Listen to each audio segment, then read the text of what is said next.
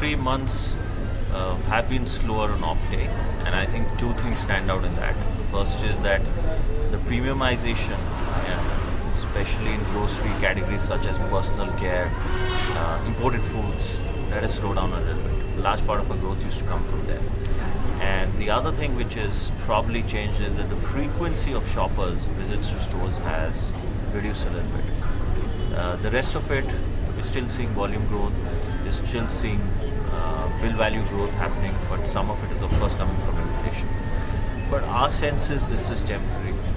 The lag in consumer offtake is there's always 6 to 9 months after GDP slows down. And I think we've hit a bottom, and it should start picking up next 2 or 3 months. How was the festive season? Was it slightly better? Festive season was much slower this year. Okay. Durga Puja growth rates were single digits, high single digits, but lower. Diwali was single digits, and I think last couple of years all of these festivals we've seen very high double-digit growth rates. Right. So Q2 has been a little bit, and the only reason for that is loss of confidence.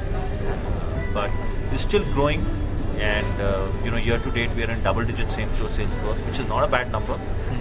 But we are used to high growth rates. Let me put it like that. But I think our own sense is from Q4 of this year, which for us is Jan to March, we should be back on high growth rates. Also, the other thing which has accentuated, the slowing down of growth rates has been the problem in Andhra. 30% of our business is out of Andhra, and in months like September, we were shut for almost 1/3 of normal trading hours because of the agitation, which is temporary nature. We all know that. I think both of these have kind of contributed. I think, firstly, Spencer's base has been always food first, and we've grown from a DNA of food. And we've seen that, when you're a food first retailer, you have much higher frequency of shoppers.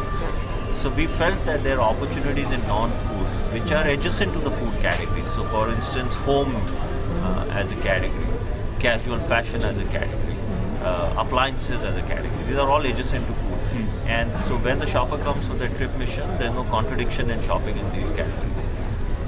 So we've decided to go slightly long on certain non-food categories, and our format size is going from 23,000 to about 29,000 average. That's just the next 80 stores are 29,000 in size.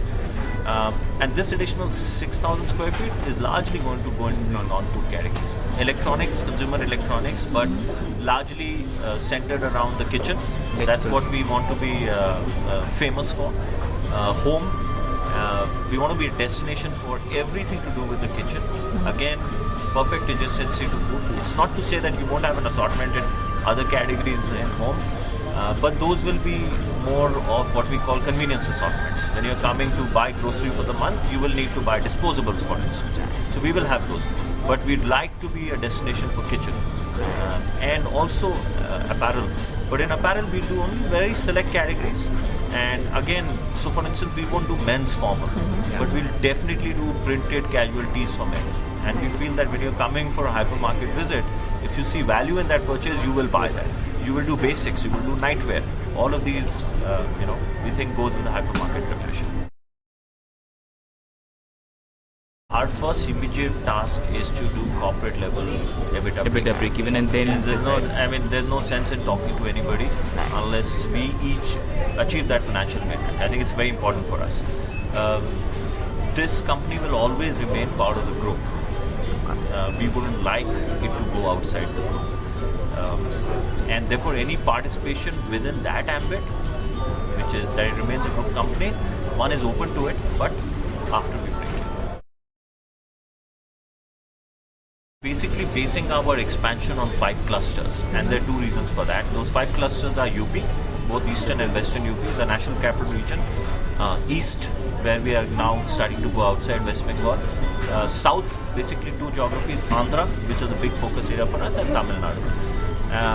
The 2 reasons are, firstly is of course, if you get front-end scale, then the back-end investments are easier to make, especially in supply chain, consolidation centers, sourcing, all of that on fresh food. So you want to achieve local scale. As a benchmark, you want to do at least 1,000 crores in each circle, and that's when it really kicks in very well. The second is from a brand perspective. You rather participate or open stores in a market where your brand is well known. Well known, yeah. Because then the money which goes in to support the brand can get spread out over a larger number of stores. I think the first is clearly before you start expanding, think through your model first. Yeah. It's important to get it right, so don't be in a hurry. The second is don't spread yourself thin. Yeah. I think it's important in modern trade to concentrate on Certain select geographies, fewer areas, and that is also extends to what your business strategy is. We don't try to do too many things at the same time. I tell my team, let's do one or two things, and get them right before we move on to the other things. It's all right. You may not have the best analytics team, for instance. It's okay. We can do it a couple of months later. But what you're doing right now, I think focus like the airline business. Airline business is another example of where exactly the same thing is. It's important to have that focus. These two things are absolutely critical in